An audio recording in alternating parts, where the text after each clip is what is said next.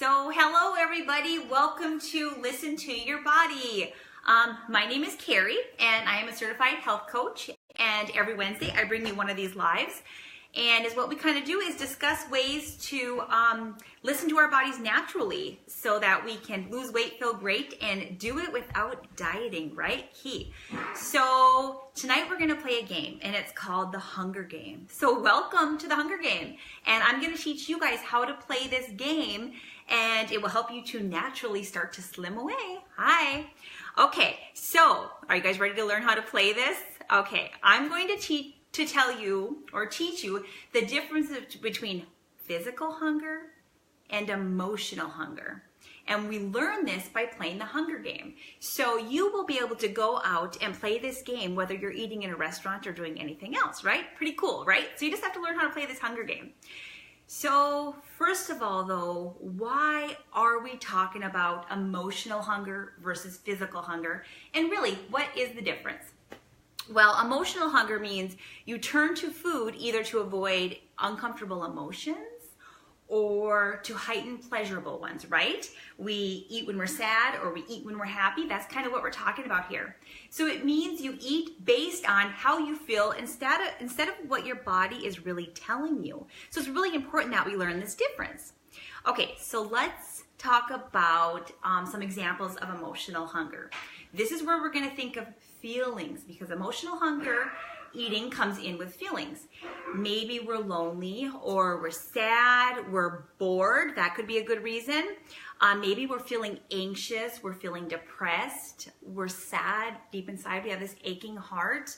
That could really be a reason that we're eating for emotion. And that's not good. We want to learn how to eat physical. Physical is listening to our body. Okay, so we're going to discuss a little bit of what physical hunger is. This means you eat when your body signals that you are hungry. It seems so simple, but in this world we tend to listen to our emotional needs rather than our physical needs. So it's really important that we learn to tune into these physical needs. So what are these signals? And what are these signals that tells us, hey, okay, it's time to stop eating, I'm full, I'm actually hungry? So we're going to go over some of these. Okay, I'm going to pull up my notes here. Sensations. That is a good way to look at physical hunger. Your stomach growls. Now, I want you to really think about this. When is the last time you felt your stomach actually growl? You were hungry and your stomach growled. We often don't listen to that. We eat when we're not hungry at all. So your stomach growling, that would be a sensation. You have that hollow pit in your stomach. That means you're hungry. A lot of times maybe we feel that way in the morning, especially if you don't eat later in the evening. Like I don't eat after 7 usually, maybe 8 pushing it. So I have that hollow feeling when I wake up in the morning. And I'm always a little proud of that feeling because it means I was listening to my body and I know that my body is telling me it's time to eat. Okay, so another way is that if your body, it feels weak or you feel very, very tired, a good example of this is like, say you do your workout and maybe it was a harder workout than usual or just you really pushed yourself. What happens? You feel, just tired and fatigued. Your body's telling you it's time to eat. So another one is, if your blood sugar gets low, you start to feel shaky. That's a very good sign that it is time to eat something. That can happen maybe when we have a really busy work day and we're just going, and then all of a sudden we realize, I have not eaten my 3 meals today, and you get shaky. Also, lightheaded and faint. I find that this is a very, very big sensation when you're really, really hungry, is that you're going to get that lightheaded or faint feeling. Okay, so what will learning to listen to your body do for you? It's going to free you from being a slave to food. And who doesn't want to be free from being a slave to food? We live in a society where everybody is a slave to food. The restaurants, the junk food, we're all just a slave to this. So we don't want that. What this means for you is that you're going to feel more comfortable with eating less and less dependent on food to help you improve your mood and your emotions. So when you're having a sad day, it's not, the natural tendency isn't going to be to run and get some food. The natural tendency is maybe to do something else, but food won't control you anymore. So by listening to your physical hunger signals, you can determine how hungry or full you really are. That's another thing. Can you really tell when you're full when you are eating? A lot of us can't anymore. I actually had to go back and retrain myself. I'm not kidding. I thought I was stopping when I was full, but I realized I was always pushing past that brink. You want to be like at a 7 or 8. You want to be satisfied. You should never feel full. Like, oh, I can't eat another bite. That's not listening to your body. We want to eat till we're satisfied. And then you can get away with eating more enjoyable food because you're not constantly packing in extra calories and fat and stuff that you don't really need. So with practice, you're going to be able to pinpoint where your body is at any given moment. And how awesome would that be, right? So by doing so, you'll train yourself to stop eating before you're full and not to turn to food when you're not actually hungry. But a lot of times we'll turn to food like we had discussed when we're bored, we're upset, we're anxious, we're depressed. You're not going to do that anymore once you learn your physical hunger. The food isn't going to be a way to escape. Okay, everyone knows this vicious cycle. Most of us have probably been through it for some reason or another. And probably you watching this, you're saying, oh yeah, I know when I tend to eat out of emotion, right?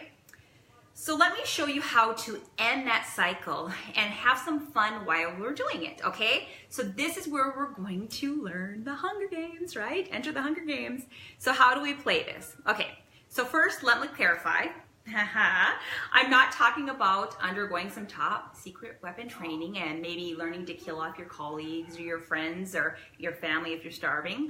I am talking about a simple, helpful game that's going to help you that you can play by yourself at a restaurant. It's going to help you determine between physical and emotional hunger, right? Okay, so let's say we're sitting at a restaurant. You're thinking it's out of control. I can't really take the time to sense how I'm full, or you have company over, just anything. These tips will help you in any situation that you're in. So here's how we play the Hunger Game. See if you can be the slowest eater at the table. Okay, so you're out to dinner with a group of friends. Can you be the one that takes the longest to eat your meal? What's going to happen when you do that? Your body is going to have a chance to register that it's actually full, okay? So that's number one. Periodically check in with yourself throughout the meal to honor when you're energized and satisfied by completing the meal. So this means that you put your fork down. We've talked about this before on some of my Wednesdays, but you're going to breathe. You're going to take it in. Maybe you're going to have a conversation with someone. You're going to be present in the moment, and you're going to be like, I think I'm full. I think I'm satisfied. Waiter, I would like to box this up, right? And even at the same, when you're at home and you're eating by yourself, it's the same thing. You're going to check in. You're going to see how your body's feeling, and you'll feel for that satisfaction. Okay, another one I really, really, really like is have an end of meal ritual. So like, let's say once again, we're back at that restaurant and you know you're feeling full. Maybe you could this is what I recommend doing, is like taking half your food or whatever's left on the plate that you're not going to eat and putting it in a box, obviously, get it out, as we all know that. But if there's food on the plate that you're not planning to take home and you know you're just going to keep nibbling at it, put a napkin over it, because then you kind of signal you're done. And how awkward would it be to lift the napkin back up and go to eat it? Or some people like put salt on their food or something to kind of sabotage the food so they don't want it anymore. But do something to signal that it's the end of the meal. Then you're not going to have that tendency to want to go back and reach for it. Okay, so what do you do now? You really just need to play this Hunger Game as often as you can. In my health coaching practice, I help my clients learn the difference between this emotional hunger and this physical hunger. And together we kind of come up with a plan to help them identify the difference between the two of them. And I do have a free health and wellness support group. I mention it every week. That is my suggestion, is to come in and join us, because then you can kind of tell us, it's a closed private, it's not private, but it's a closed group. So everything you say in there is confidential to the group. And it's a great way to get your questions answered, share your thoughts, share your feelings, and get new tips and whatnot. I do have a Fit and Healthy Challenge that is going to be starting on November 20th. If you're interested in that, you can message me your email, or you could post it below if you're comfortable with that. But I will just send you out an email with the details, and you can decide from there if you want. It's a very very affordable program, and the program is kind of designed just to get us a jump start, just to get us moving again. And once again, I always offer a free strategy session, so if you ever want to do that, just let me know, send me a message, and we can set up a free call. And of course, I offer one-on-one coaching at any time, and I offer a 90-day transformation, which to me by far is the best program, and I am looking to get it online soon for you guys so we can do it as a group. So if you have 2 or more of you and you think, hey, we would rather do the group coaching, more affordable price, let me know and I'll get that set up for you guys. But otherwise, I think maybe after the new year, then we'll be having some group coaching sessions going on. But so that's what you need to do. Get support, get accountability, play the Hunger Game. What's the Hunger Game? Final question. Emotional versus physical hunger, right? What am I feeling? Am I happy, so I want to go eat some chocolate? And just a real quick one is that, like, I get really bad anxiety. When I have anxiety, I'm not hungry at all. When I'm really happy, like I've had this great day, something awesome happened, I want to eat like there's no tomorrow. So I've learned those emotions and I can kind of pinpoint them. So anyhow, that's it. I'm going to sign off, and I thank you everybody for joining me. And please give me a heart, give me a like, do something to share this, share it on your pages, just anything. I really appreciate it. We'll talk to you guys later. And if there's ever any subjects you want me to cover, just let me know and I'm more than happy to do it. Bye guys.